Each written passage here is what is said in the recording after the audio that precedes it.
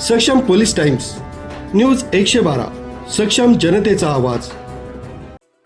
नाशिक शहरातील आडगाव परिसरात आज पहाटे घडलेल्या खुनाच्या घटनेमुळे मोठी खळबळ उडाली आहे. 2 मित्रांमधील वाद सोडवण्याच्या प्रयत्नात एका युवकाचा जीव गेल्याची धक्कादायक माहिती समोर आली आहे. या घटनेत जयवंत यशवंत पवार यांचा मृत्यू झाला असून त्यांच्या निधनामुळे परिसरात भीती आणि तणावाचे वातावरण निर्माण झाले आहे.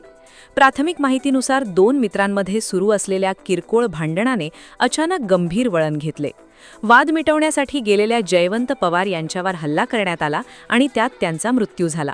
घटनेनंतर आरोपी घटनास्थळावरून फरार झाले असून त्यांचा शोध घेण्यासाठी पोलिसांनी विशेष पथके तयार केली आहेत.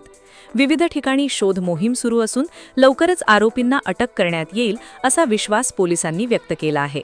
या प्रकरणी आडगाव पोलीस ठाण्यात गुन्हा दाखल करण्यात आला असून नेमकं कारण आणि घटनेमागील संपूर्ण सत्य शोधण्यासाठी पोलिसांकडून सखोल तपास सुरू आहे. दरम्यान किरकोळ वादातून घडलेल्या या हत्येमुळे नाशिक शहरातील कायदा आणि सुव्यवस्थेचा प्रश्न पुन्हा ऐरणीवर आला असून नागरिकांमध्ये भीतीचे वातावरण पसरले आहे.